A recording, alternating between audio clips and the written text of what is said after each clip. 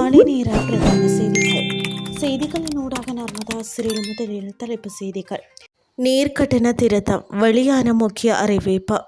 அவசர கால நிலை நீடிக்கப்பட மாட்டாத அரசாங்கம் அறிவிப்பு. அமெரிக்கா ஈரான் பேச்சுவார்த்தை துணை ஜனாதிபதி வான்ஸ் வெளியிட்ட அறிவிப்பு. இனி விரிவான செய்திகள். அடுத்த நீர்க்கட்டண திருத்தம் தொடர்பில் அரசாங்கம் அறிவிப்பொன்றை வெளியிட்டுள்ளது. அந்த வகையில் இந்த ஆண்டின் எதிர்வரும் 6 மாதங்களுக்கு நீர்க்கட்டணத்தில் எவ்வித திருத்தமும் மேற்கொள்ளப்பட மாட்டாது என அறிவிக்கப்பட்டுள்ளது.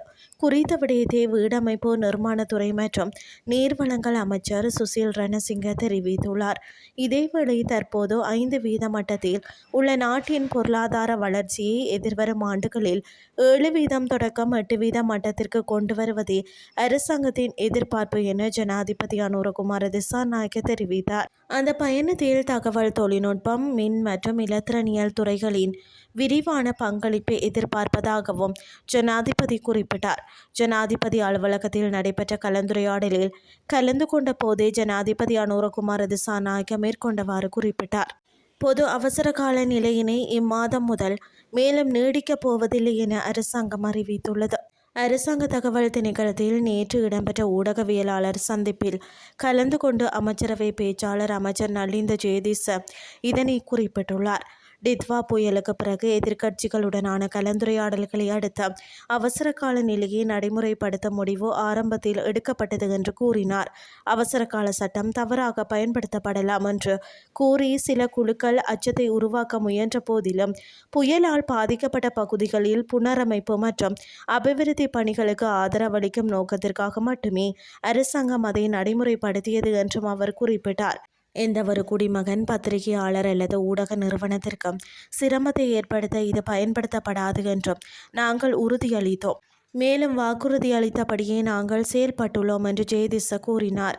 அவசர கால சட்டத்தை மேலும் நீடிக்கும் எதிர்பார்ப்பு அரசாங்கத்துக்கு இல்லை என்றும் அதன் பயன்பாடு தற்காலிகமானது மற்றும் பேரிடர் மீட்பு பணிகளுடன் கண்டிப்பாக பிணைக்கப்பட்டுள்ளது என்றும் அமைச்சர் மேலும் வலியுறுத்தினார். இனி வெளிநாட்டு செய்திகள்.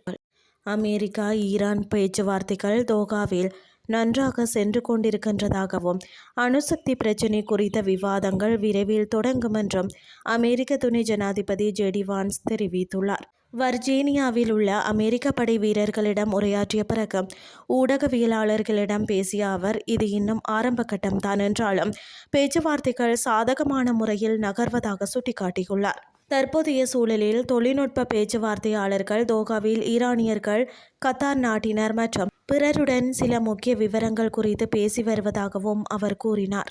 அமெரிக்க இராணுவத்திற்கு நன்றி தெரிவித்த வான்ஸ், ஈரானுடனான தற்போதைய பேச்சுவார்த்தைகள் பலவீனத்தால் அல்ல, மாறாக அமெரிக்காவின் வலிமையால் மட்டுமே சாத்தியமாகியுள்ளது என்றும் வலியுறுத்தியுள்ளார்.